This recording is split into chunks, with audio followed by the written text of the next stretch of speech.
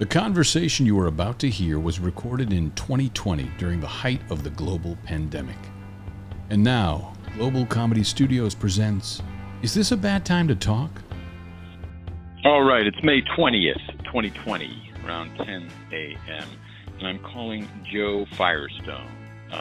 She is a very talented comedian, and she did stuff at the Pit back in the day. And now she's worked at so many cool places, amongst them being The Tonight Show with Jimmy Fallon.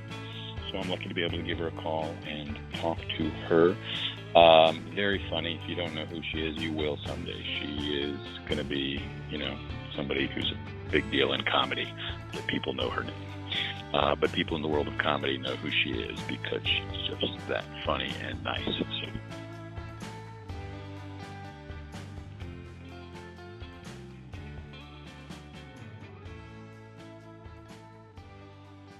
So, hello, Jo Firestone?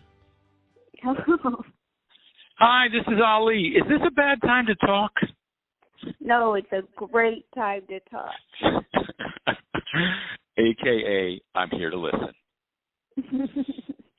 Thank you for taking my call during this pandemic. It's May 20th, 2020, around 10:03. If nothing else, Jo, I've given you the day and time, which people used to have to call in for. Yes, thank you. I'm in New York City right now at a safe house. My friend is quarantining down in Virginia, so I'm staying at his place during the day. Where am I finding you right now? I'm also in New York City, but at my own safe house. Beautiful. So we're both in New York City, same time zone. And the pandemic. The pandemic has come. It's funny. I don't really usually. I've never Googled you or looked you up or Wikipedia because I don't do that. But when I'm doing something like this, I'm like, let me just look them up.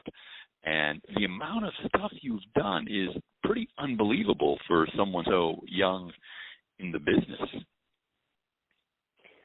I think it's also like people write a lot more internet articles these days. You know what I mean? Like you could be like, oh wow, she takes out the trash. Like this is it's a Vulture article. Like I feel like you can do less to do more. And you know what I mean? Is there a project called Jo Firestone Takes Out the Trash on the horizon? Yeah. I think that'd be pretty cool. It happened last night, so you'll probably be hearing about it on Hollywood Reporter soon. Pretty big. I can't. Everyone takes out the trash, but to really tap into it and take it out and give us a couple of gems along the way, just a short little nugget of wisdom and comedy, I think that'd be amazing. Yeah, this is what's happening. Oh, I have to let you know, this phone call is being recorded. Are you cool with that? Yeah, I think that's fine. In New York City, you have to let people know you're recording a phone call. Oh, really? Yeah, if you're recording a phone call, you have to let them know. Otherwise, you can't do it. Or you could do it, but then you couldn't post it or do anything with it. And, this thing that I'm doing has kind of been born out of the pandemic. I was just like, what am I going to do? And then I was just like, I had this thought that I've always wanted to talk to people who I have in my phone. And then I just started doing it. I started with Kevin McDonald, who I know from Kids in the Hall, and then I just started calling people that I knew. And I've done like 17 of them. And I was like, I want to do some folks who were at the Pit. And I remember you being in the Pit. I remember this vivid conversation with you in the Pit loft office where I said, what's your dream? What do you want to do? And you were like, I want to have a dog and a convertible and get paid to do comedy. That's true. I have a dog now, I got to say, and I don't have a convertible. So dream is halfway. But let me ask you this. What would it take to get you into a sweet convertible today? I don't know. I keep thinking that maybe, this is the time to get a car, but I don't know if it's in the cards. I think I would have to move out of New York. Having a car in New York seems like maybe one of the worst decisions you could make. Okay. I mean, I don't know where you live. I don't know what level of car you're talking about. But, I mean, having a convertible. I mean, look, you got the dog. You're in the world of comedy. I mean, you're on the Tonight Show. Am I right about this? It's true. I mean, I guess I should try to get a car. I mean, maybe one of those little cars. I think the thing is I still am about a C plus B minus on parallel parking, which is the number one skill you need to have. Okay, all right. But I think, like, they have those little Fiats that are convertibles, like a tiny convertible car. Oh, yeah. I hear you. And I think they have some that park themselves. Like, you just get close, you hit a button, and then it puts you in there. Are you serious? I think so. I mean, unless I had some kind of futuristic dream out of some kind of quesadilla nightmare or something. I don't know. Where I had some bad quesadillas, and I had this idea of like a car that was a tiny car that you could just park into a spot that went in on its own. Do you know that quesadillas? I didn't even think of this before you said it, but I think the pandemic has ruined quesadillas for me because I got Zoom bombed. You know Zoom bombed? Yeah, I've heard about this.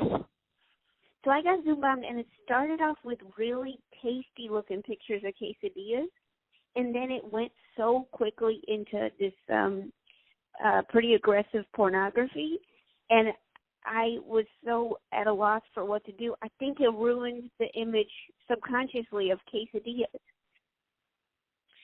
Wow. And I mean, what was the thing you were doing that got bombed? I was hosting a children's podcast. I mean, it was really bad timing, but yeah, I thought it was just a silly thing. That it turns out it was, it was silly, but yeah, it got dark. Who are these monsters destroying quesadillas and children's memory? Did you ever find out who it was? No, I never knew.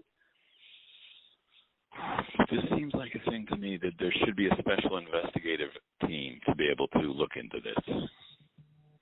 Oh yeah.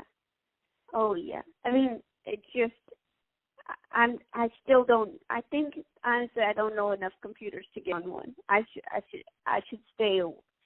The amount I know very little. You know about computers? No, I don't. I'm not really tech savvy, but I'm trying.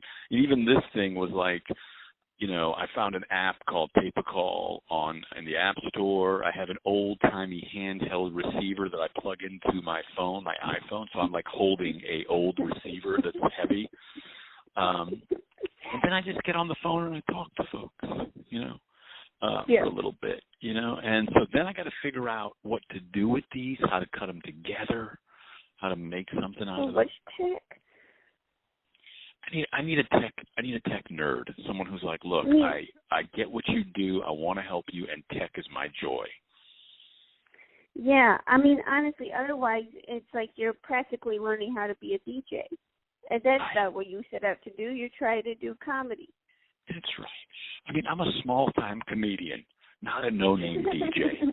That's what my daughters tell me. My youngest daughter tells me, because they know who I've worked with, they say to me, Daddy, you're just a small-time comedian. We know who you've worked with. How come you're not like them? You're a failure. And I said, you're right, ladies. Daddy's an old brown cloud in the winter of his life. A small-time comedian who for a moment in time got a chance to touch the stars.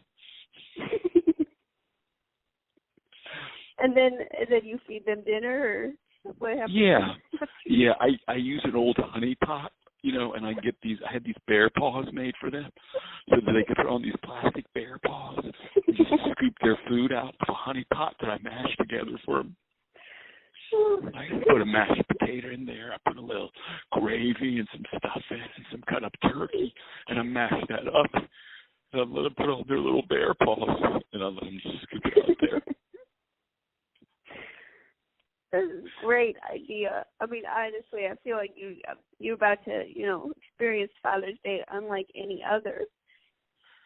Well, I mean, I was on the verge of opening a place called Smashies, which was basically a mashed potato bar that brought the salad bar world into the mashed potato world, where you added in your toppings. And my daughters will ask me, Olivia will say to me, Daddy, can we have Smashies tonight? I said, I need some lead time. I need lead time for Smashies, Olivia. Not easy. Daddy's got to put the fixings together. He's got to make the potatoes. Just a little lead time. I was a caterer waiter for a long time, and sometimes they would order a mashed potato bar, and we'd serve them out of, okay, think about this, martini glasses. I love it. Anything in a martini glass is classy. You still think so? Well, I used to, but I don't know anymore. I don't know because, I don't know what's going to happen with the 4 spaces we oversee. So, I'm back out there. Daddy's got to get back out there and figure it out. 4 spaces? Well, yeah, we had the pit loft, and I hope to be able to save that. And then there was the 123 East 24th Street space. I don't know if you ever came to that one. Sure. And we'll see what happens. But apparently landlords haven't got the memo that we're all in this together. And then there's the rehearsal space, Simple Studios. And then there's Pioneers, the bar/event space. So I don't know. So you and I met when in the original pit, because I remember you being around and maybe even interning for a while and performing. But I always thought like you were very funny and smart. You reminded me of Kristen Shaw. You had already, had a kind of your own comedic voice. It was unique, and you worked hard, and you were always out there. And Kristen Shaw was always like that. By the time I met her, she was already Kristen Shaw, just the world didn't know yet. And she worked very hard. She was out at open mics every night. But what are some moments, if you look through the landscape of your life up to the time we met, are there different bifurcation points of like you got up on stage or you took a class or there was a teacher? When was the first time you knew you were funny or understood funny when you were young? Memories like that. I guess I don't think I would have done. I don't know if you ever met Dylan Marin. He performed a little bit at the old pit, but maybe at the new pit too. But he kind of really convinced me to do it, and I don't even think it was a hard convincing. It was like a soft convincing, where it's like we were doing this stuff together, and I think that I felt like like with comedy you just have to feel comfortable, right? And then you can be really funny, and I felt so comfortable with him, and we could make each other laugh so hard, and that it just kind of, I think we were so oblivious to how anything worked that we just kind of liked to make our stuff, and we got a good response, so we just kept going with it. But I really don't think I would have been doing comedy if it weren't for him. But when did you meet Dylan?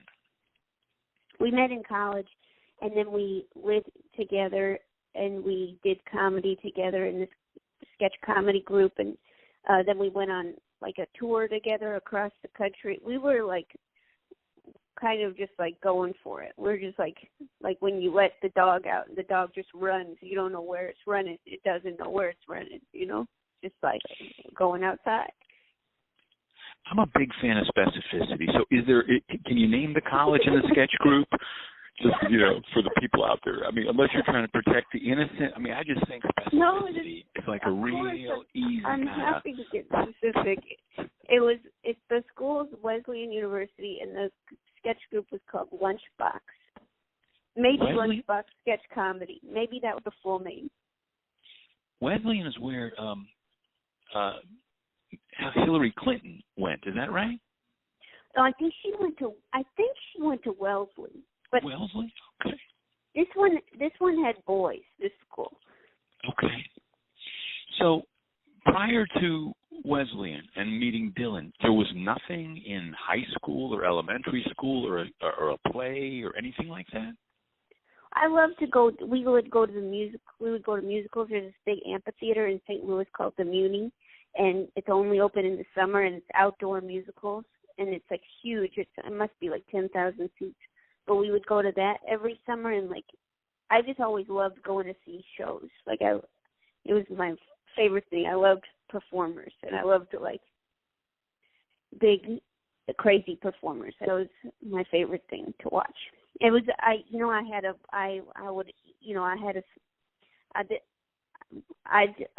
when I was little, I went to see Annie with my grandparents, and it was one of the first times I didn't wet myself.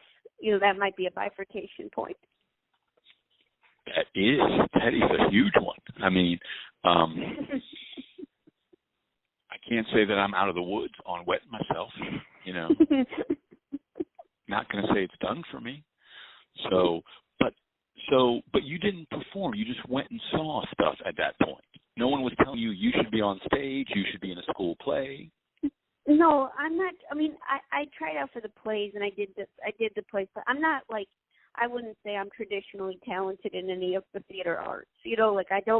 I'm not a very, I can't sing, I can't dance, that kind of thing. I don't really look good in costumes. There's a lot there that I am lacking in terms of the major talents, but I appreciate them, and I always wanted to be near it. I really love the idea of putting on a show. I think it's like, have you seen Encore on Disney Plus? I don't know. I don't think I have. Oh, it's so good. It's about these people that come back. Their like high school classes are reunited years later to put on their high school musical. Oh my God. As like 40 or 50-year-olds. Oh my gosh. And it's the most amazing thing. But I just love the idea of putting on a show. I think that's like the funniest thing you can do is put on the show. Like seriously put on makeup and stuff and your family watch. I think that's the funniest thing you could do. You can say what you want about Disney, but if you've got the ability to green light a project like Encore and bring back those people, if you got that kind of power, that's using your power for good. Sure. I don't into, see Elon Musk doing that. Yeah, I mean, look, fine, go to Mars. But to bring back a group of 40 and 50-year-olds to remount a musical that they did in their youth, to me, that's like destination location television. Oh, yeah, for sure. I'm going to look into that. But it's nice that you had grandparents who had the wherewithal to take their granddaughter, which you must have been a joy to them, to see Annie and plays and such.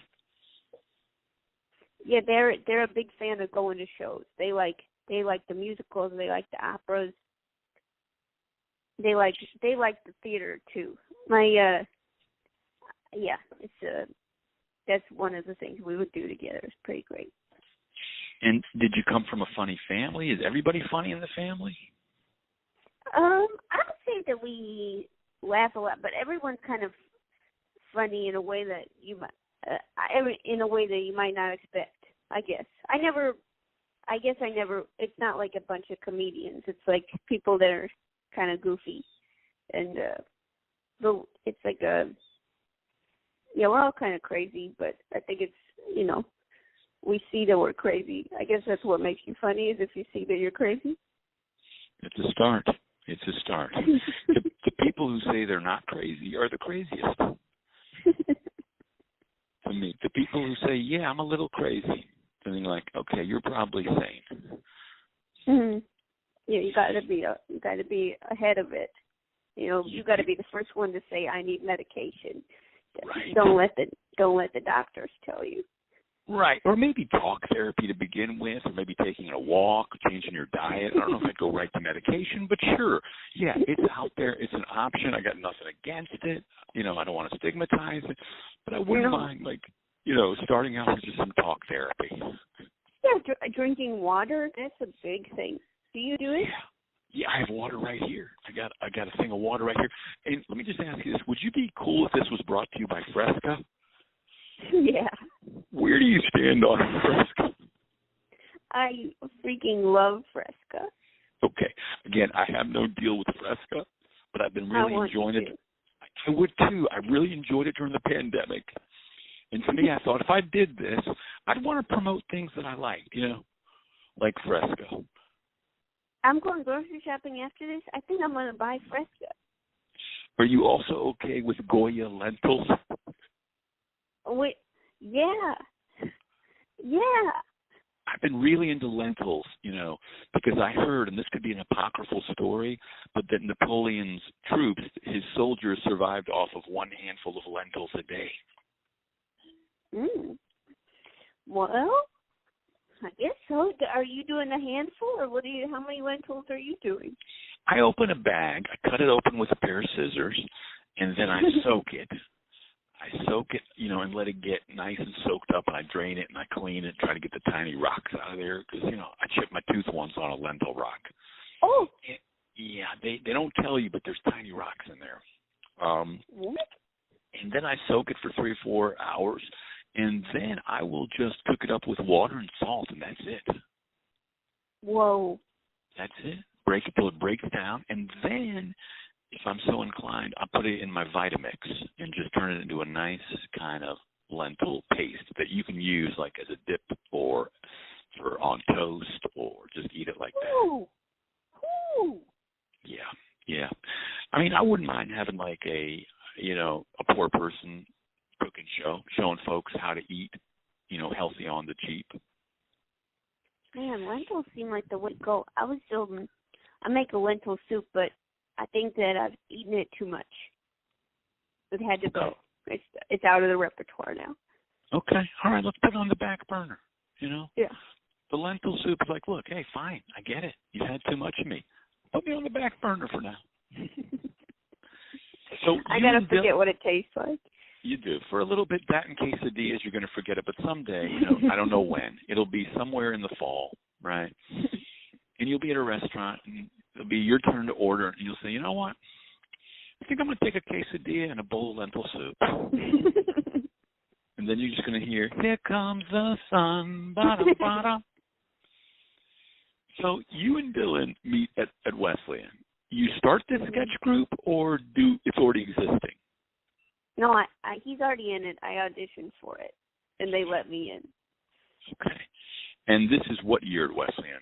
Freshman, sophomore? Must have been my junior year. So junior year, you're doing sketch comedy. You found a group of people who are like-minded. You're getting to get up on stage. Yeah. Well, okay. So this is really getting into the dumb details. But I went to school for a year, and then I couldn't take it really. I didn't think it was for me, and I couldn't really keep up with the work, and I couldn't really make friends, and so I stopped going to school. And then I had an epiphany when I stopped going to school. I was like, I want to be a comedian. And so I did the closest thing I could do, which was I took an improv class in St. Louis, and I auditioned to be the opening act for the baby pig race at the apple orchard in southern Illinois. And so I drove there. It was 45 minutes away. I drove there 4 or 5 times a week. That is pure gold. That is not nitty gritty. But yeah, I would come out to the Simpsons theme song and get people riled up for this race between 12 miniature pigs. I dropped out of college my sophomore first semester on account of gambling problems. Whoa, what did you do? Did you go home? No, I ended up crashing in these guys' dorm rooms that I knew, because I was like, I guess I was kind of cool. And so people let me crash in their dorm room couches. And then I got my EMT license so I could be an EMT and drive an ambulance to find out if I wanted to be a doctor. And I didn't. Whoa. I just wanted to be a doctor on TV. When your epiphany happened, and I had an epiphany too, Christmas Eve of '89, I had an epiphany where I was like, I want to write for Saturday Night Live. I was watching the show, I was about to graduate, and I had my epiphany. Where did your epiphany come to you where you're like, I want to be a comedian? How did that happen, if you remember it? I don't know. I guess I think I just realized that it made me feel better. Like watching it made me feel better, and thinking about it made me feel better. And so I thought that if I do it, maybe I'll feel better. Maybe other people will feel better, and it would be a good thing to do with my interests. if I had green light capabilities, I would like to see you go back to that state fair now as the Joe Firestone now and host that little piglet race and interview people around the state fair. I think that'd be a fun couple of days of shooting stuff. It was pretty awesome. I will say I got free apples, unlimited apples, which that rules, you know. And yeah, it was kind of a good you know, I made some money. That was pretty good. But then I mean, I think that I didn't realize, and now St. Louis has a much bigger comedy scene, but at the time it was kind of a baby one. But yeah, you know who's there? Is Bill. He was there, Bill Cott, your friend Bill Cott. Yes, my dear friend Bill Cott. We toured together with Second City. I love Bill Cott. He's a funny, good human being. Now, what summer was this that you were doing this? This was the fall of 2006. So fall 2006, what kind of vehicle are you driving? What kind of music are you listening to for this 45-minute ride? I was listening to a lot of David Bowie, and I wish I could tell you what the car was. I don't know, actually. I mean, I know that there were 2 dogs at home. That was pretty good. And that I was living with my parents, and they were pretty nice about it. But I couldn't tell you what the car was. I wish I knew. Okay, well, it's all right. We'll pick the funniest one we can think of when we shoot. And so you're doing this, but then you go back to Wesleyan. Yeah, I figured that was the way to go. I didn't really, like, I was working a bunch of jobs. I worked in a New York style pizzeria, that kind of thing. I was spending, you know, I was busy and I was trying to make money, but I think I realized that was not, if I had another option, I wanted the other option. I wanted to go back and try again. And you did. And I did. And then you finish up at Wesleyan what year? 2009, yeah. So 2009. So we started the pit in 2002, and we were at the 154 West 29th Street location until about 2010. So did you show up to the New York, and were you there at the pit for the first go-round or the second go-round?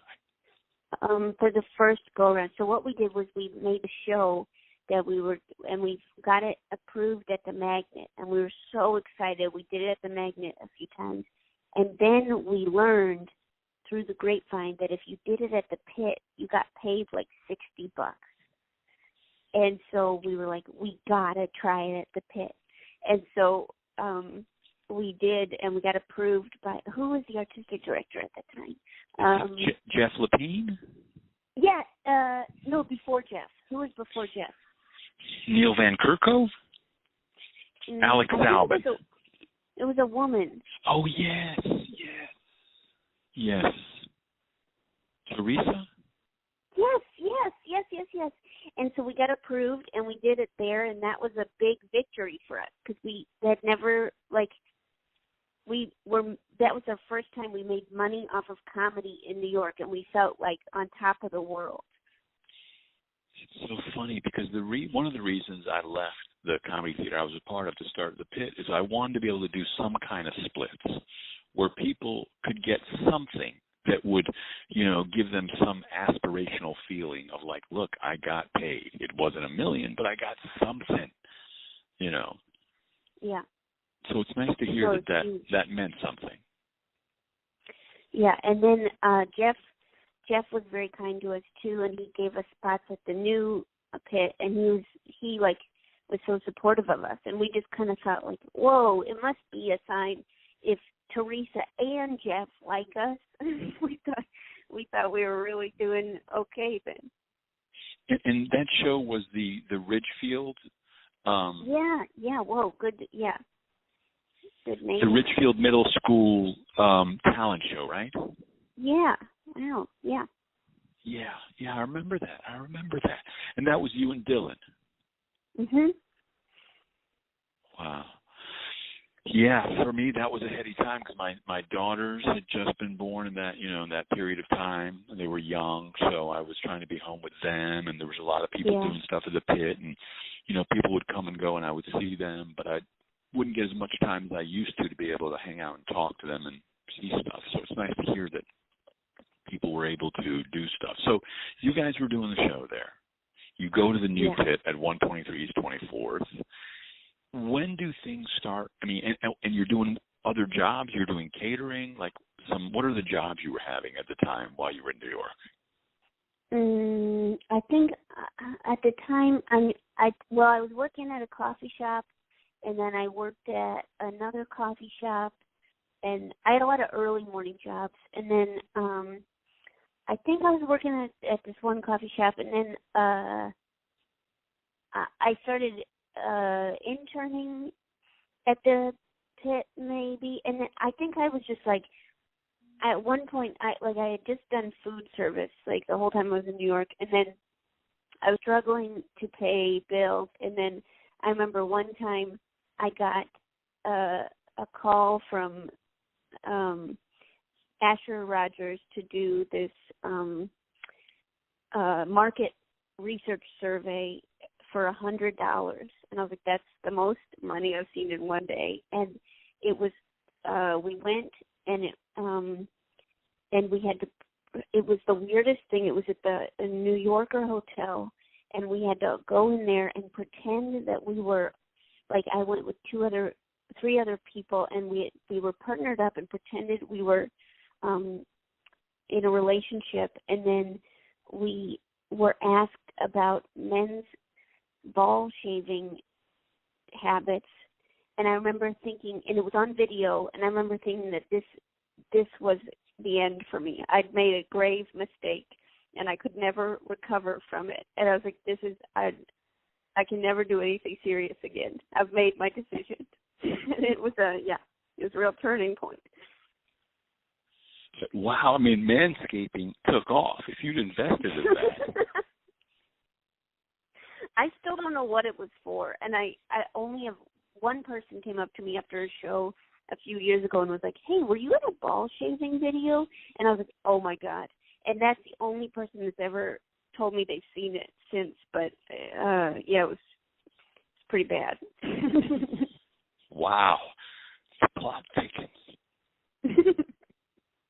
It's out there. So and again, these coffee shops, they're any kind of specificity, just are we protecting the innocent? One of them, I think, closed. It's called Bedford Hill Coffee Shop, Coffee Bar, Coffee Lounge, Coffee Bar. And then I worked at Housing Works in Soho for a while. And so you're doing shows at the pit, you're interning, you're helping the people in the, ball shaving business. When does it start, getting these gigs? Again, when you look at your Wikipedia, it's just a lot of blue links to things you've done. I think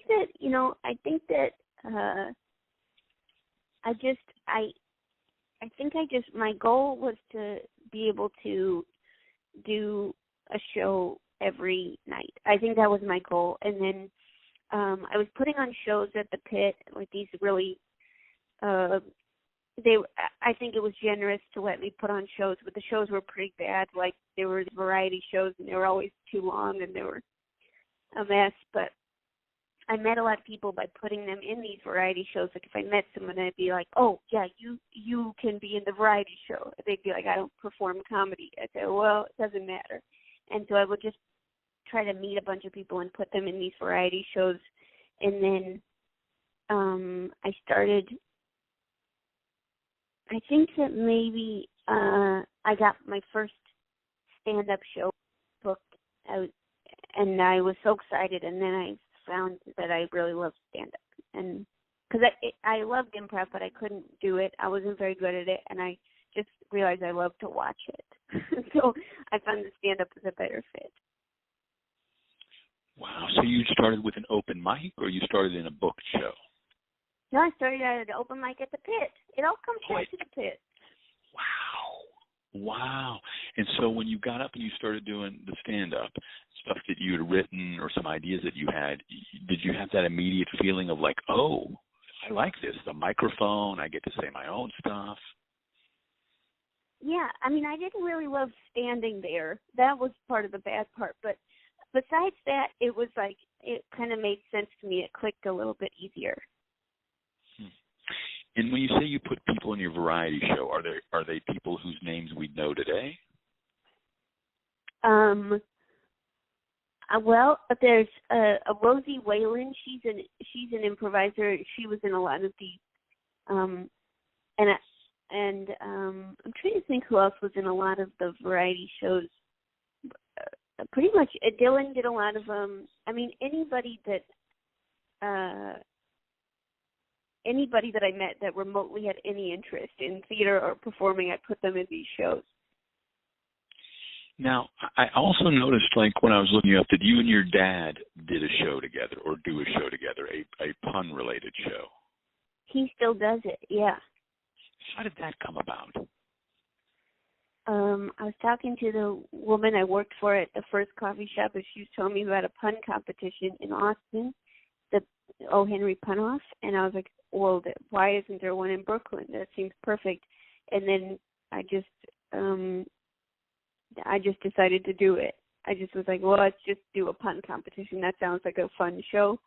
Because I was really into audience participation. I thought that was the way to do it. And then so I was like, why don't everybody compete with puns? And then my dad, he's really into game shows, so he's got like a game show set in his garage and stuff. And so I asked him if he wanted to come host it with me, and he was like, "You okay?" And so then ever since then we hosted it together. Wow. My daughter forces me to make my Instagram private. So embarrassed of me. She's threatening. I have one public Instagram account, and she's threatened to report me to Instagram to get it shut down. Do you follow her on Instagram? No, I don't want to know. I don't want to be followed, and I don't want to follow anybody in my family. How old are your daughters? One will be 14, and the other will be 12 this year. Oh, and, yeah, they're really hyper embarrassed of me. And I try to explain to them that I'm a cool dad. Cool. I mean, look at my resume. I've done some cool Very stuff. cool. Very cool. But they're just like, you're just a small-time comedian. You're a failure compared to your peers. We know who you worked with. We see your pictures. How come you didn't make it? They ask you this every night? Every night I hear it. My youngest just says, you're just an old brown clown.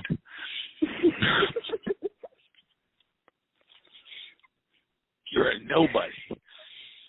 I know Daddy's just doing the best he can. Put one foot in front of the other, Olivia. He's trying to make his way through this world. I say, it's okay. It's all right. Daddy just likes to make people laugh. He's got to get his LOLs in the IRL and in the cyber world. You got to, I mean, I think you should do, I think I would listen to you talk for up to 6.5 hours straight. I think that you could host something really, really interesting. I would watch it on the Zoom. Well, I love talking to people, but really I love listening, and that's why this podcast was called, Is This a Bad Time to Talk? AKA, I'm here to listen. Because my goal is throughout the conversation for people to go, are you still there? And I go, I'm here to listen. I talked to Sharna, one of my mentors, Sharna Halpern, and we talked for a good long time. And then about 3 times throughout the conversation, she said, hello? Hello? Are you still there? I said, I'm here to listen. Do you want me to try to ask at some point in this call, just so you could have like a thing for the podcast? like a regular thing? Are you still there? I'm here to listen.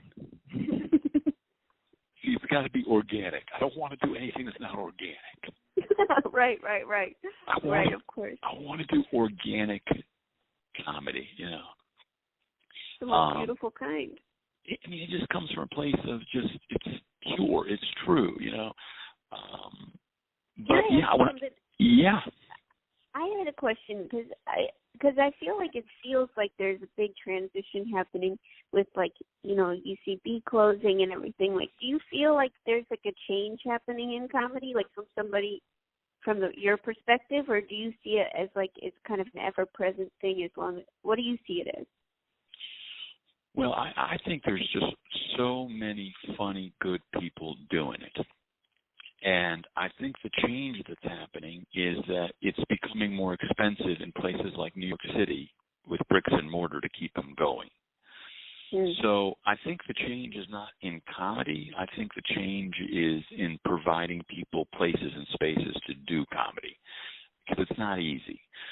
Because for as many people who email me or text me and say, thank you, I was just thinking about you, I appreciate what you did for me, or the space, there are also people who want to see me dead.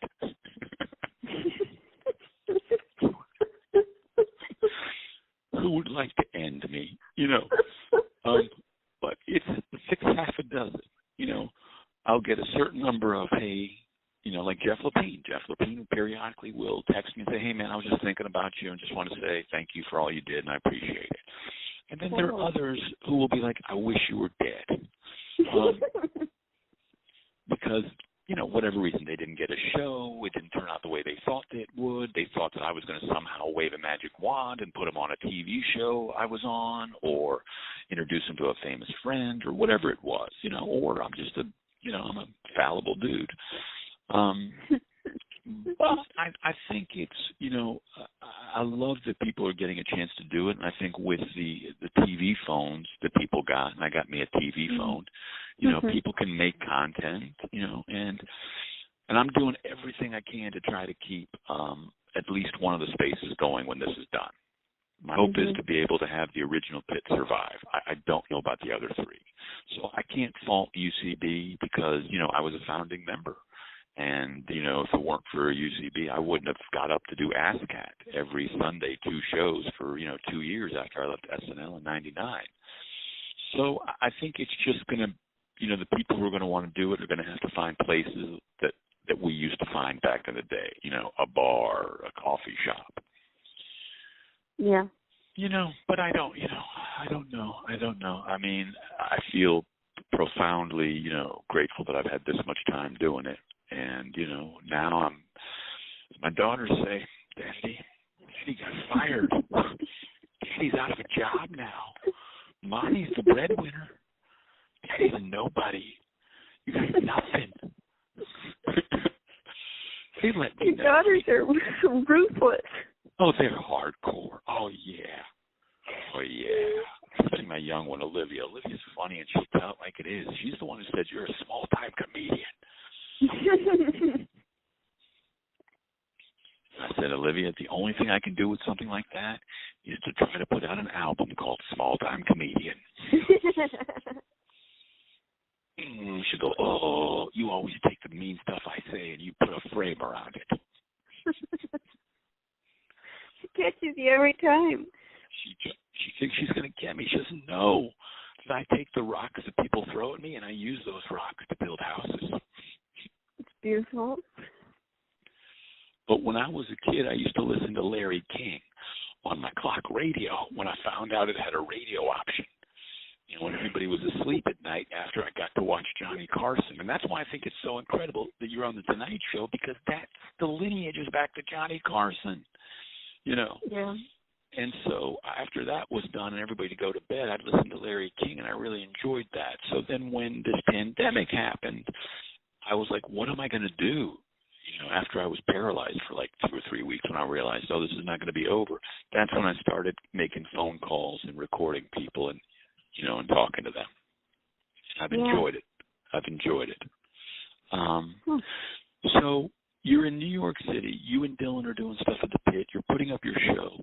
When do the first gigs start coming that are like, whoa, this puts that ball shaver dollars to shame. I don't know. I guess I just like, I mean, I think it's at least like when I was coming up, it did feel like there were a lot of gatekeepers, and it felt kind of overwhelming. I don't know if it would feel that way now because of social media and because of like YouTube and stuff. But I mean, I guess I just kind of kept trying to put on shows. Like I had so many ideas for shows, and it wasn't necessarily like. I think I just had ideas that to involve a bunch of people, and like I think one of my biggest colossal failures happened at the pit, actually, and still I kept going, but I did this show that I wanted to do a Christmas spectacular with 66 people in it, and there was like I got a chip sponsorship, and they gave me these 13 cases of expired pickled potato chips, and I got like my friend to be a Christmas present, and she gave out candy canes to people, and I got people to do Jello wrestling, I got people to do interpretive dancing, I got people to do Broadway chorus line, and it was just and I got 16 people to dress up like Liza Minnelli. I flew in a Liza Minnelli impersonator from Ohio, and I lost a bunch of money on that, and then I just kept doing stuff like that. I didn't really learn my lesson. I just kind of said, like, if you keep making big, exciting shows, somebody's going to come. You can always make more money, but memories last a lifetime. What? You can always make more money, but memories last a lifetime. Sure. That's what I told the bank. It's I just remember I just always wanted to do things that seemed big and exciting and that brought people together, and most of them didn't work, for sure. But an idea like that, and I think incidentally, I might have eaten most of those chips that were left over. I was wondering where they came from. But yeah, I remember, filling my pockets. My daughters also say that. You're an old fat bastard, Daddy. I know. Why do you eat so many chips? I go, I like them. They say, well, why do you crunch them up and add some type of emollient to bond them into a snowball and gotta eat your potato chips like a snowball? They say, because Daddy likes eating apples, so he likes to take his food products. He likes to break them apart and then put something that'll bond them together and then make it into like an apple-sized thing to eat. And that's what I do with my cheese doodles. But where would you... What's that? What can you do? You're just being yourself. That's the only true thing you can do. Well, that's what I'm saying. With the cheese doodles, I know where it happened. When I was a second grader, I got stung by a bee, and Sister Edna took me into the kitchen at our little color school, our Catholic school, on the last day of school, and while I was crying, she shoved cheese doodles into my crying mouth. So, yeah, that's how I became fat. And so, cheese doodles I always associated with a salve to deal with the pain in my life. And then from there, I always liked snowballs and the device that made snowballs. So I thought if I could crunch these cheese doodles down into like a powdery kind of thing, maybe I could reconfigure them into like an apple, a cheese doodle apple. So my question to you is these ideas that you have with Liza Minnelli and, the candy canes and the chips, how do they come to you through a writing process? Are you sitting there and writing every morning, or you're taking down notes, or they just come to you? No, they would just kind of come to me. I mean, I think that truly what would happen is I would get an idea, and that metaphor with the like you come up with plans for a chair, and then you get the materials, and you build it, and then you sit on it. Like there's like those classic steps to making a chair. But I find that, like, the most exciting part for a long time was just coming up with an idea, and then the actual execution was always pretty awful. But, like, I just kind of thought the ideas were so funny that they had to happen. And I guess it just kind of would occur to me. Like, one time I had an idea to just build a bunch of stuff and hang it from the ceiling, like a bunch of paper mache things and stuffed animals, and hang them from the ceiling and just have people come and beat them until they were a pulp. And that was the whole afternoon. I couldn't watch it. Once I had people sign releases, I stayed outside. I couldn't watch it happen. But in theory, I thought it was so funny. Wow. And did you film this, or this was just something you did? I couldn't even film it. I just kind of thought, well, let's just let it happen. But I couldn't really see the execution even. I just kind of wanted the idea to be the idea. Wow. Art for art's sake. Sure. And so you're doing all these things. You're following your instinct, your gut, your intuition. You're doing these shows. You're flying in Liza Minnelli lookalikes. I mean, you're doing it. I mean, you're living the movie version of your life, in my opinion. You know, there's our life, and then there's the movie version of our life, right? And in most people's lives, they might have looked up to Liza Minnelli. They might have found out how much she charged, but they would have left it there. In the movie version, you cross the finish line. You get a plane ticket. You fly them in.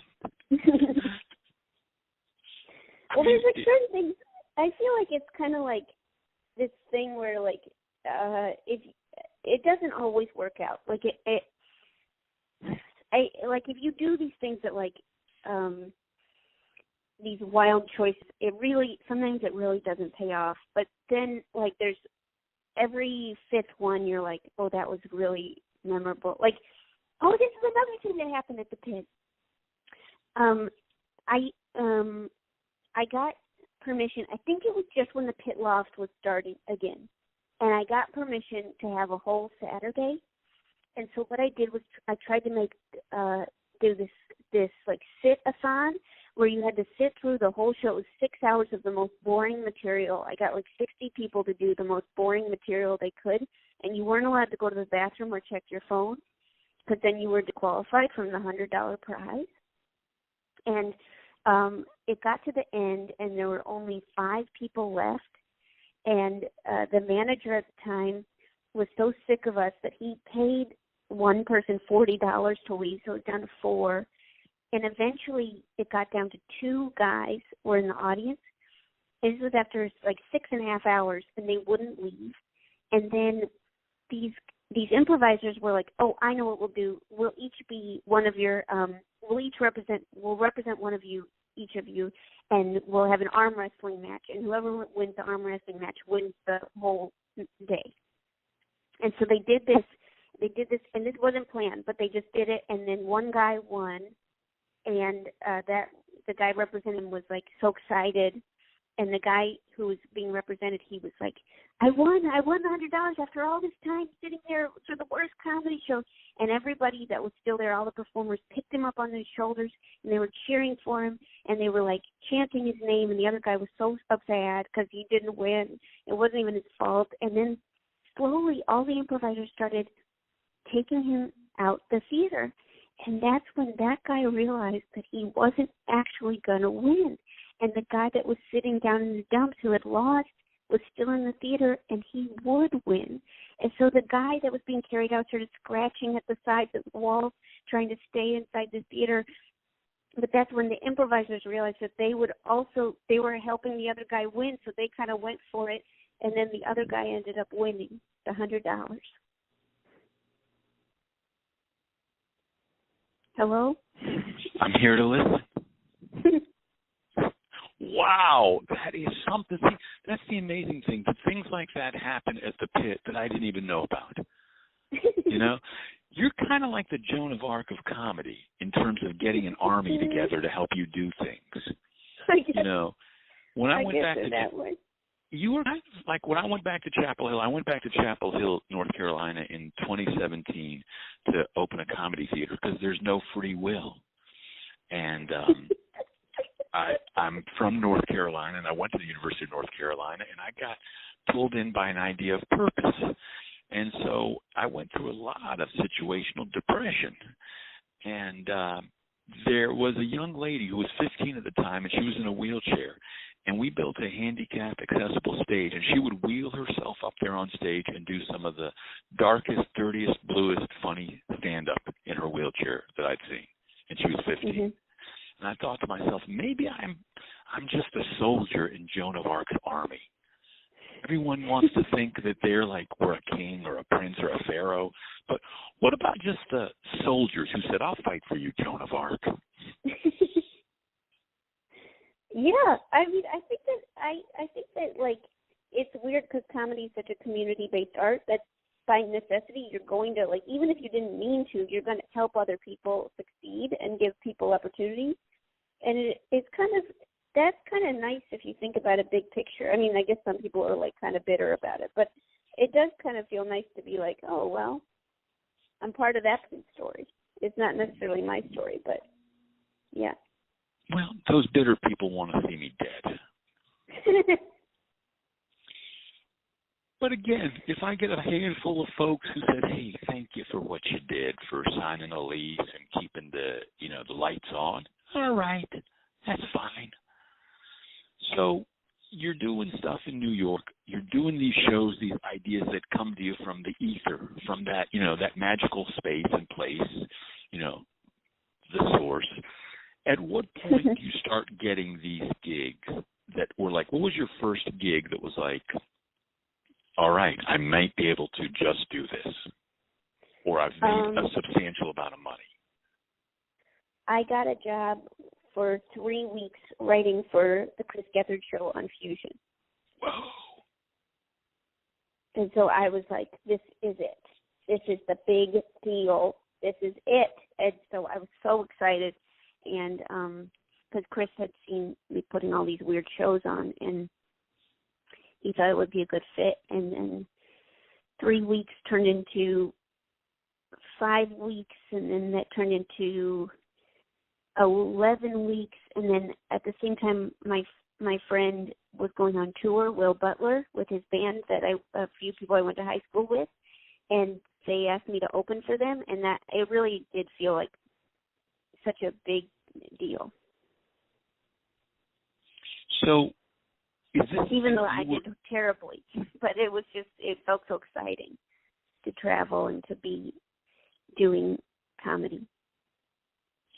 And when you're writing for like the Chris Gethard show, you're writing bits, you're writing monologues. What kind of writing are you doing at that point? I was writing bits, so like you just would come up with like the weirdest ideas for a full show and try to make it as crazy feeling as possible. He wanted to do TV that had never been seen before, so with that in mind, we just tried to pitch the wildest things we could. Wow. And then I saw you were a consulting producer for 21 episodes. Was that later?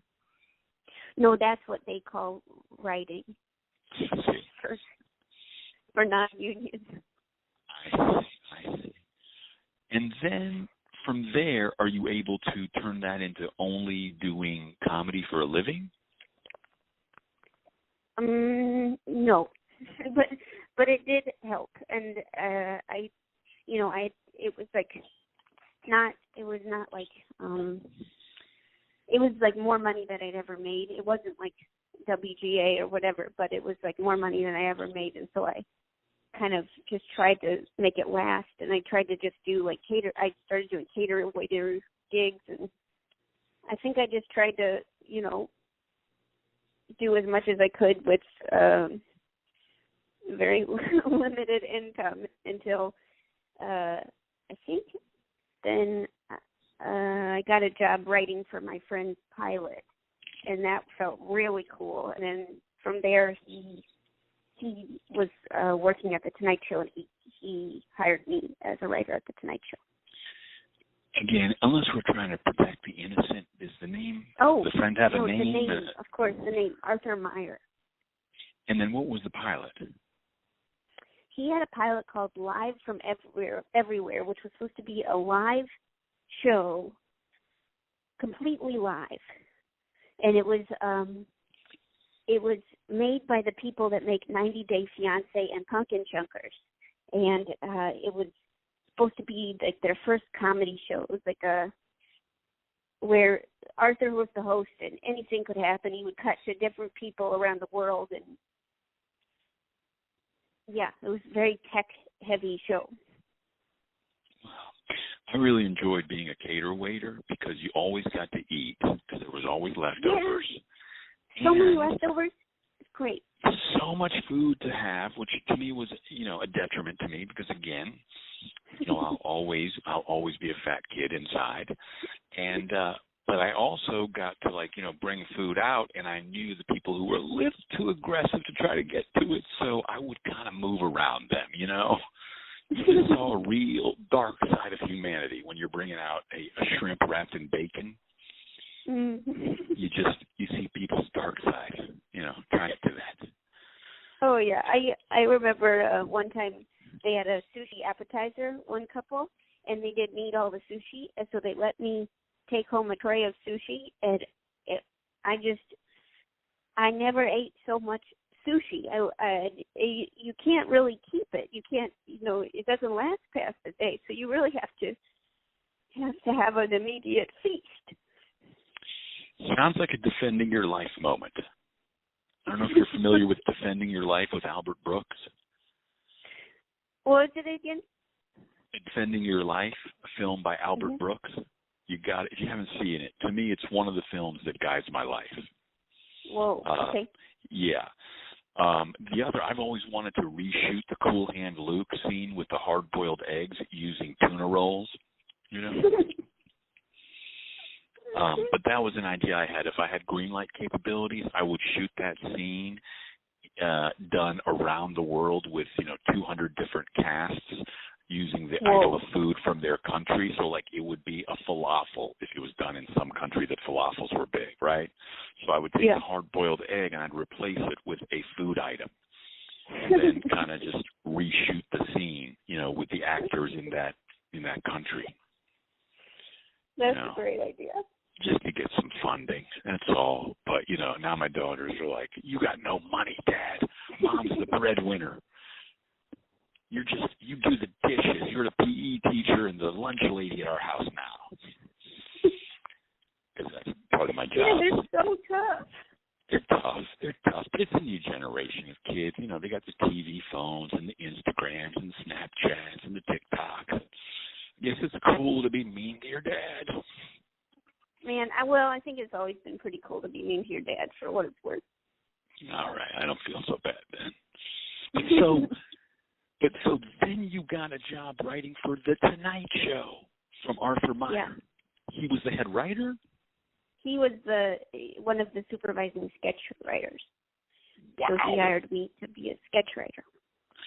And what was that process like? What was the packet like? Who did you have to meet to finally get to day one on the show? I think that we had to write maybe 10 to 15 monologue jokes, and then you had to write 5 bits and maybe a sketch. And then the Tonight Show is, you got to figure out what you're good at really quickly because it's a big writing staff, and so you got to kind of differentiate yourself and, try to make yourself seem valuable because you only get hired for 13 weeks at a time. And so, I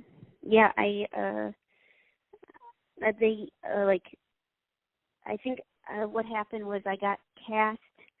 You could write your own bits, for the monologue, you could write yourself into a bit.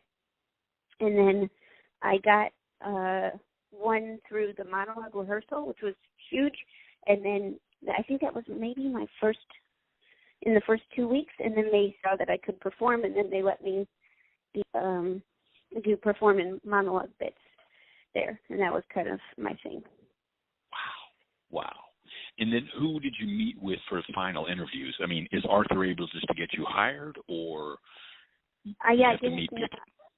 none of the people that I got hired with 4 people, and none of us had interviews. Wow. And was 80 Miles there at the time? 80 Miles was there at the time, yeah. He's somebody back in the early aughts who I knew from UCB. He's so funny. Oh, he's so funny. Very funny. And then Steve Higgins is the one who helped get me hired at SNL. Oh, wow, yeah, Steve Higgins, yeah, he's there.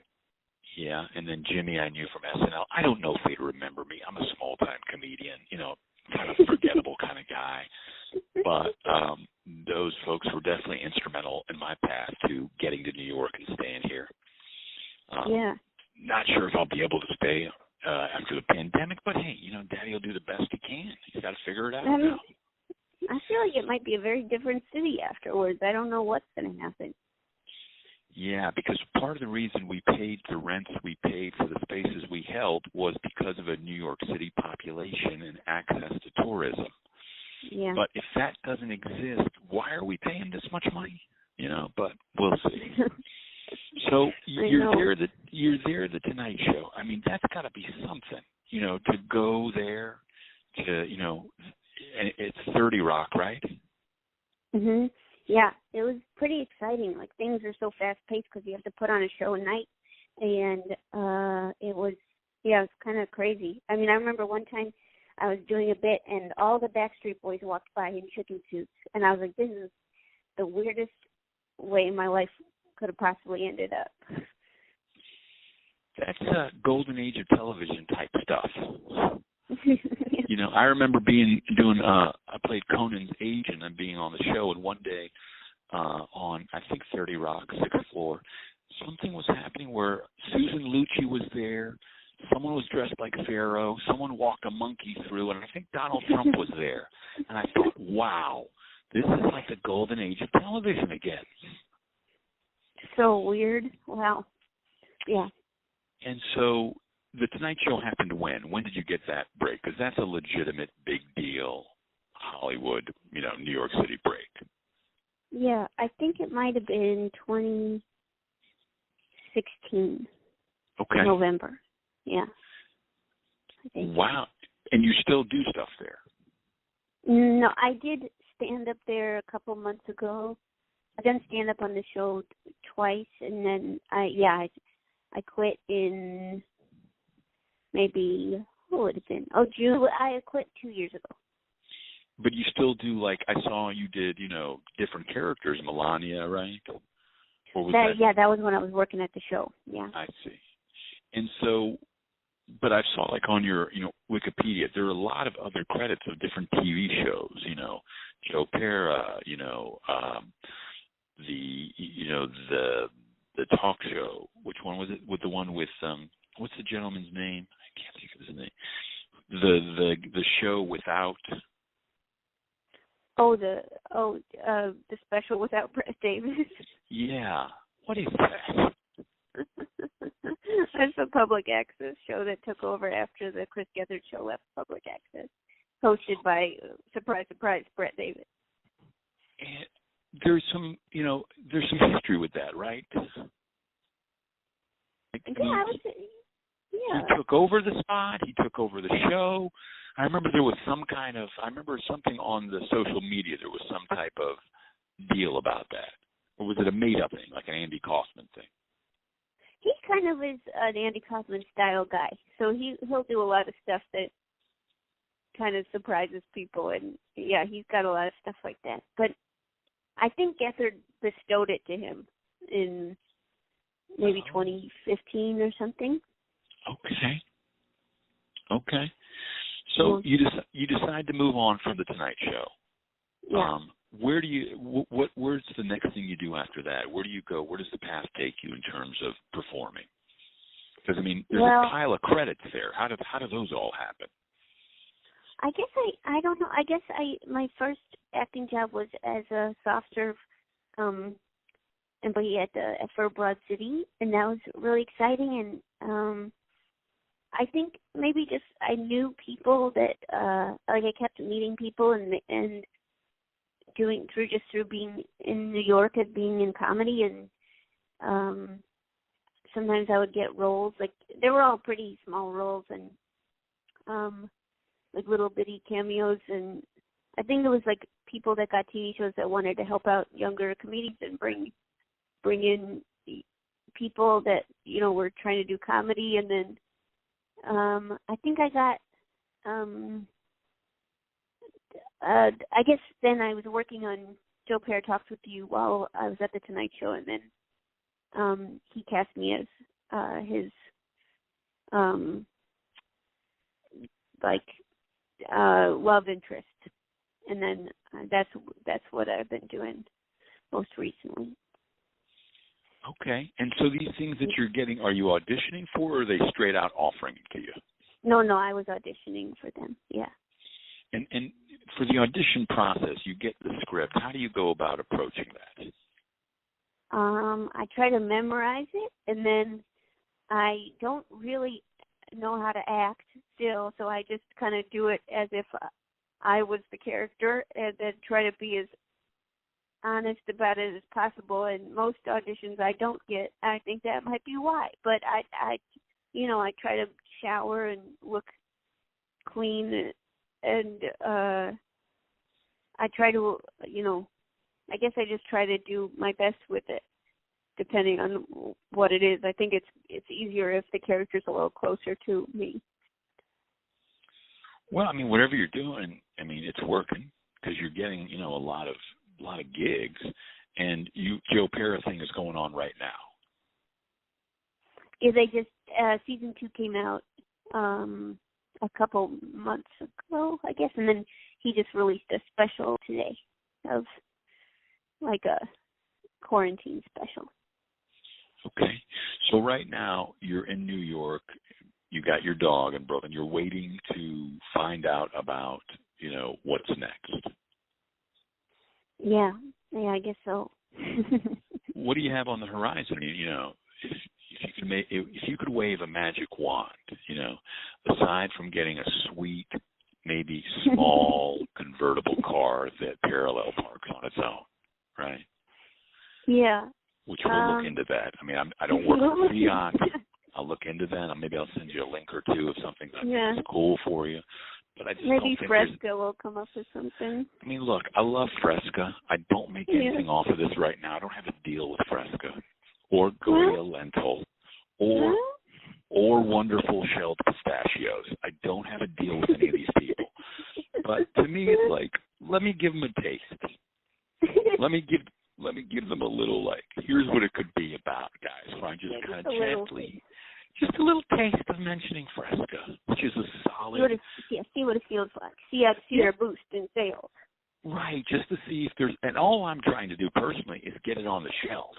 Because I go to my grocery store, and if they even have it, it's in the bottom, in the back. I want to get it to the 4 to 6 foot area in the grocery stores, the sweet spot. And I'm not saying take it over. I'm just saying a row of Frescas. A 2-liter bottle, maybe, crazy.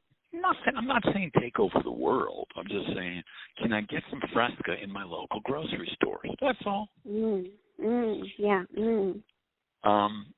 But so you could wave a magic wand right now. What is it that you would, what would be something that you would do for yourself? I guess that I'm I think that maybe I've the quarantine has been kind of hard for me to see, like, the I don't know, I guess I'm not as, like, prone to be like, I want to be funny, I want to be really funny during quarantine. Like, I think it's kind of made me think a lot about, like, what I would want in comedy, and it's kind of making me think of, like, maybe truly, like, maybe a change in careers, or trying to figure out a different way to write or make things that it just seems like maybe comedy is not always the thing that I need to be doing. What kind of career would it be? A change in careers? I don't know, maybe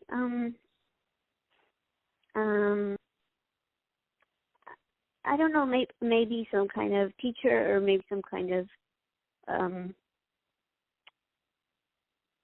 like recreation therapist or something. I think that maybe I just have found that I'm not one of those people who's like super good at finding the humor right away in the wake of tragedy, and I think that might be helpful, considering it might be dark times for a while, and it's made me think that maybe I'm not super cut out for this kind of thing, and that's why I think that maybe if I was going into comedy to help people, then maybe it would be better to help people more directly. Okay, all right. So you're just gonna leave all the bad comedians left over to just kind of do stuff.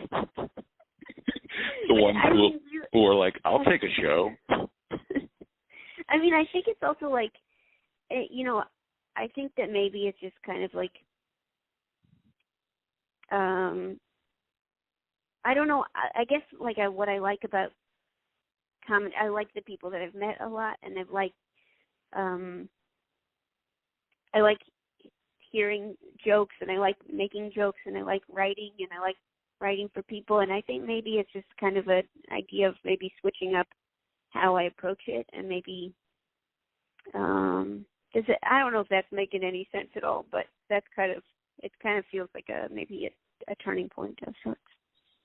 Okay, yeah. I mean, it's strange times. I mean, I'm in a similar place where, I don't know what's going to happen, and if the keys that I had to spaces that I oversaw are gone, then what do I do now, Yeah. But, the world still needs to laugh, Yeah. I mean, yeah. Does it feel like are you one of those people that can find jokes pretty quickly find the lightness in something pretty quickly? Yeah. I mean, because there is a darkness to me, and, and I've, the life that I've led, I've seen the dark side of humanity, in certain ways. And, I don't know. So I don't, this is what's happening right now is very challenging on many levels, both for people's lives and people's livelihoods. And I'm somebody who's caught in the middle because I have 5 landlords. So I'm caught in the middle of yes, I don't want to cost people's lives, but this will cost a lot of livelihoods. So how do we find a middle ground? Because landlords just want rent, Right. And they just can't see past not getting full rent or giving you some kind of rent deal or pay me later. But it's like, how can I pay you later when I haven't been able to be open for 3 months? So that's what I keep thinking about. But I look for silver linings. Yesterday I talked to my friend Pat Finn, who's Chris Farley's, best friend and very funny guy. I'm talking to you today. I'm going to talk to Rich Fulcher later this afternoon, who's a good friend, funny guy from the Mighty Boosh. I'm talking to Jordan Carlos tomorrow, and maybe Dave Keckner on Friday, and Lewis Black next week. So it's like I would never have called to bother folks I knew to talk on the phone if it weren't for this. I just can't see myself. So. I couldn't see myself going, hey, can you take time out of your busy life to talk to me on the phone? Because I would have wanted to be perfect. Let's meet at Simple Studios. Like Janine Garofalo, someone I really like, and I think she's so funny and so cool, and I always wanted to do a podcast, or whatever you call it, a taped interview with her. But because we both live in New York, I put it off because I was like, I want to do it at Simple Studios. I want it to be perfect. I want to make sure the sound is right and maybe get some, Coke in a bottle and maybe get some Ben and Jerry's, And again, I don't make anything off Coke in a bottle or Ben and Jerry's. Again, that's I get, yeah. But I never did it because I let perfect get in the way of good. And then when this thing happened, I just texted her. I was like, hey, would you be willing to talk on the phone with me for a little bit? She's like, sure, here's my landline. And one Sunday afternoon, we talked for a while. And now it's somewhere in my Google Docs. I got to find it, or Dropbox. But again, I got to get a tech nerd to figure out how to get it off my TV phone. And no offense to the nerds. I'm a nerd too, but no, that sure. kind of nerd, But I don't know. I guess what I was thinking of was, would you want to be in a half-hour show based on you? Would you want to be in a half-hour ensemble piece? Would you want to be in a movie once or twice a year? Would you want to tour a stand-up show where you have a couple of people open for you and you do it?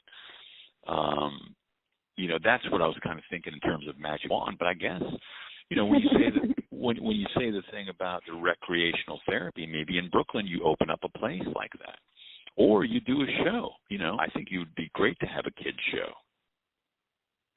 Yeah, I don't know. I mean, I think that, I don't know what's next, but I think that, I guess it's just trying to think about, what feels right, I guess, or where the opportunities even lie. I guess that's another thing.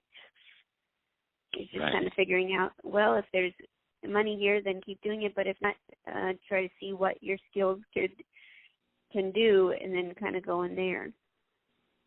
Okay. Now, but, if money didn't matter, right, one of the things I like to tell young folks is the questions to ask yourself are, what comes easy to me but is difficult for others, and what would I do if money didn't matter? And keep asking yourself those questions until you get the answer. What comes easy to me? What comes easy to me but is difficult for others? And what would I do if money didn't matter? Until, you can silence the ego, and all of a sudden the silence from the voice, the source, comes through, and you're like, aha, and then that begins to lead you in a direction. That's nice to think about. Because I see, what's the doggy's name? The dog you got? Loaf. Loaf? Loaf, yeah, Loaf. LOAF? Yeah. And what type of dog is it? He's a little mutt. We don't really know what he is, but he's about 22 pounds. If that gives you an idea. Oh, bless his heart. Bless his heart. I often like to say, all dogs came from wolves, but where did the wolves come from? You know what I'm saying? Sure. Every dog came from a wolf, and then we decided to start breeding them into different shapes and sizes that we wanted. But the wolves, where did they come from? It looks like a little wolf. I mean, something to think about. But, at some point when our paths crossed, and that was the last memory I have of us talking, like in that pit loft office, and I asked you, I don't know why, what are your goals in life? And you said, I want to have a dog, and I want to have a convertible, and get paid to do comedy. And you got the dog. Now, I don't know what it's going to take to get you into a convertible today, but I'm going to send you some links. But maybe that convertible is a way you bring joy. It could start out just, Grubhubbing it, in the convertible. Oh, yeah, I guess I could. Well, or maybe delivering laughs. Well, I think I maybe would rather do Grubhub, I guess. Well, look, if we get you into a nice convertible, and again, I don't have a deal with anybody right now, but I've got to look into tiny convertibles. I'm thinking either a Fiat or a VW or maybe one of those smart cars if they make a convertible, but I'm going to look up some links for you. Hey, funny, yeah. And then the dog's in the front seat, right? Sure, yeah. You guys are just driving around.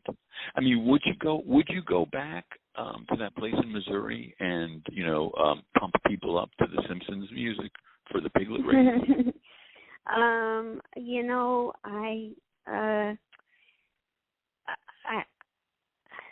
I guess I could. I don't know if they still are. It's kind of a seasonal position, as you might imagine. Would you do it for a movie? Would you be in a scene like that in a movie? Yeah, I would. Sure. I love baby pigs, and any chance to get closer to them, God, why does bacon taste so good? It's just not right. They got a baby pig that's among the cutest of cute little tiny baby animals. I know. And then they make them taste like that. It doesn't feel right, for sure. Well, I always say there's no entity more humorous than the universe, if you want to make God laugh, tell her your plans.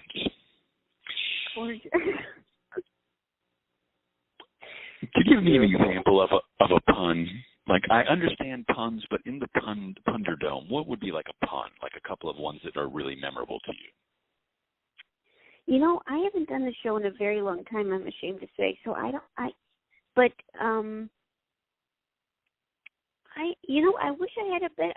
I had an answer to this, but it's kind of like the pornography, right? Where it's like, when you see it. Right, but I also think that that's, again, old dudes in black robes making us think it's bad.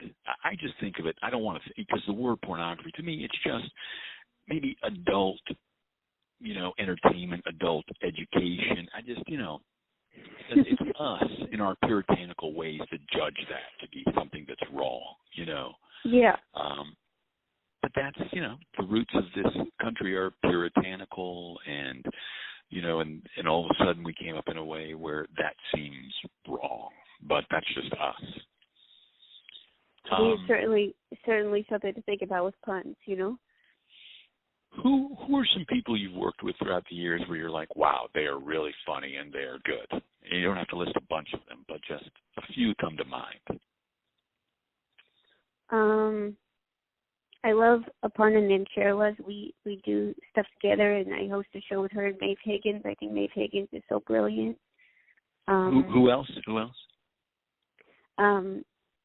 Maeve Higgins, she writes articles for the New York Times. She's so brilliant, but she's so funny. And Aparna Nancherla is so funny. I think she's just such a bright spot in the scene. And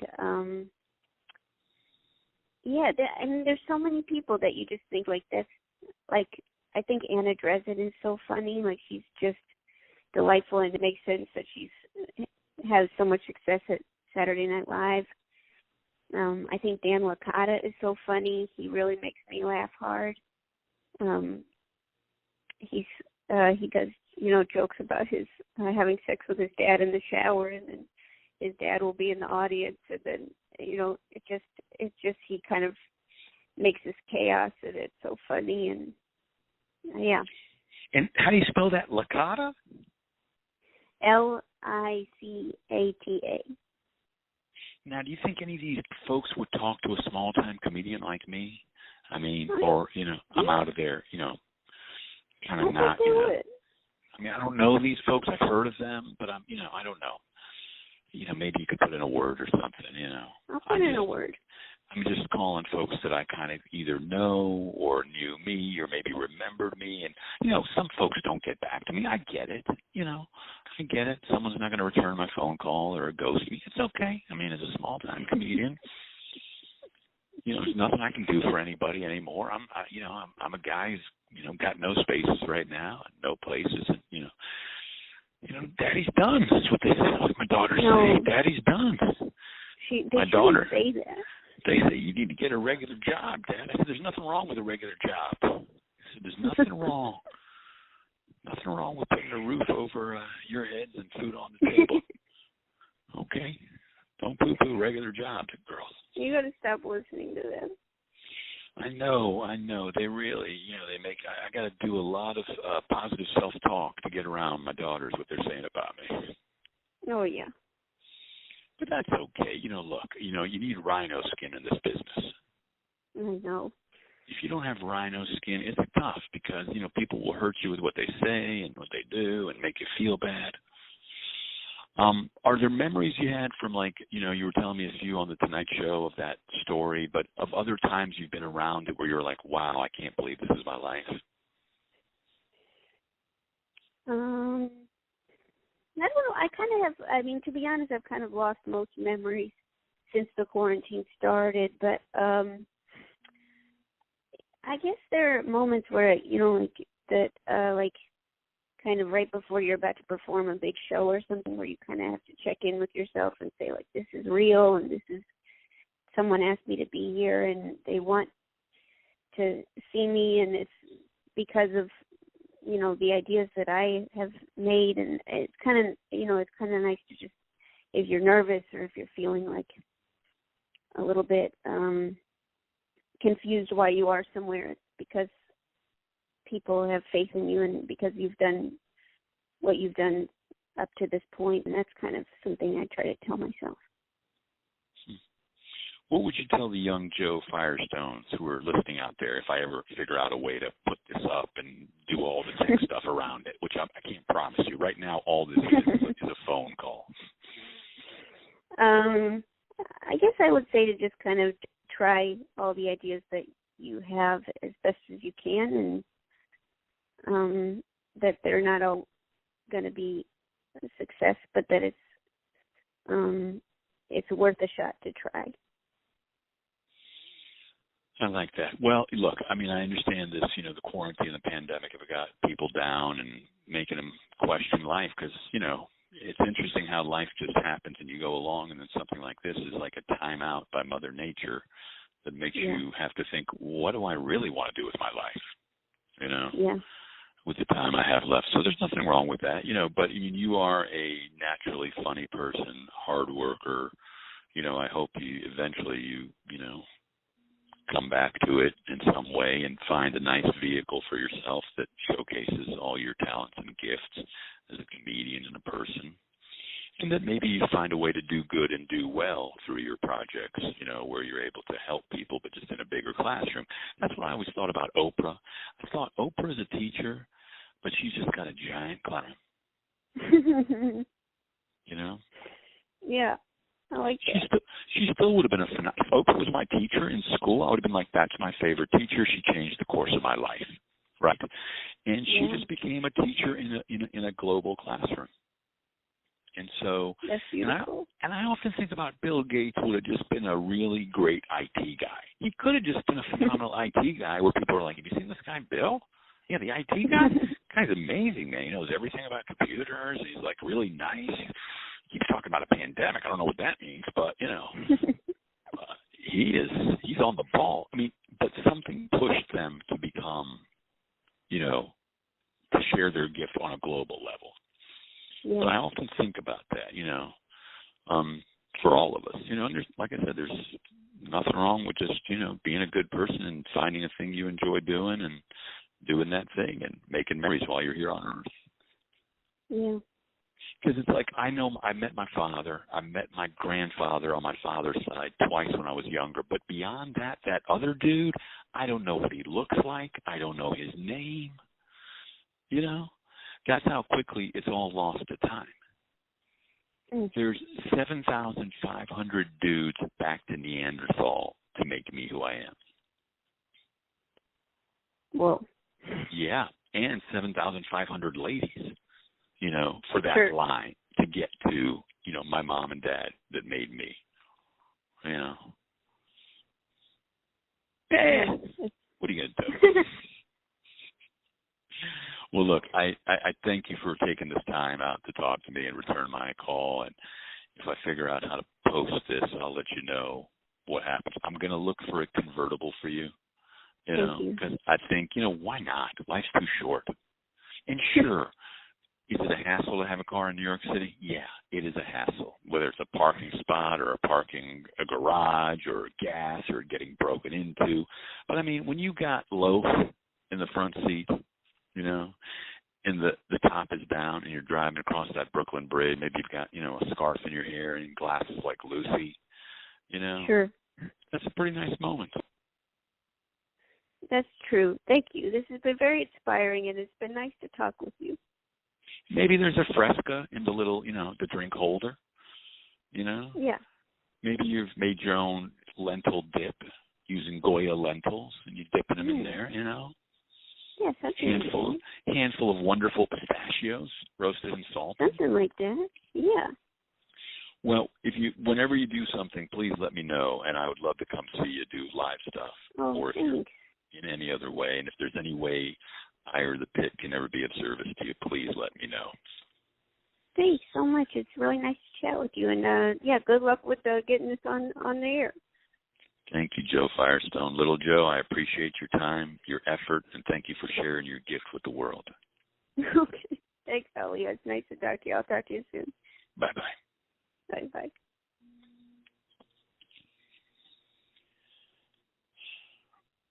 Wow, Joe Firestone. If you don't know her, you will someday. I mean, she's funny. Look her up. She's done stand-up on The Tonight Show. I mean, she's done a ton of stuff, and you'll see when you look it up why.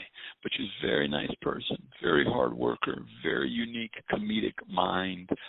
But I get it, how this pandemic makes you want to go, why am I doing this? It all seems so silly. Let me go figure out how to help people. But hopefully, you know, she'll come back to the world of comedy and be in something that we can see her in, or on stage. So I thank you for listening. If you've listened this far, I appreciate it. Please check out thepit-nyc.com for online classes and classes in the real world someday, I hope. And I hope it finds you healthy. If you're healthy, I hope you get healthy. And once you get healthy, I hope you appreciate your health. Wherever this finds you, I will say good night, or sweet dreams, or good morning, or good afternoon. But until we meet in the real world, safe travels, and so long. Take care of yourself, because if you don't, no one else will. Spread the word. Thanks for listening to Global Comedy Studios. Is this a bad time to talk? Stay tuned for more.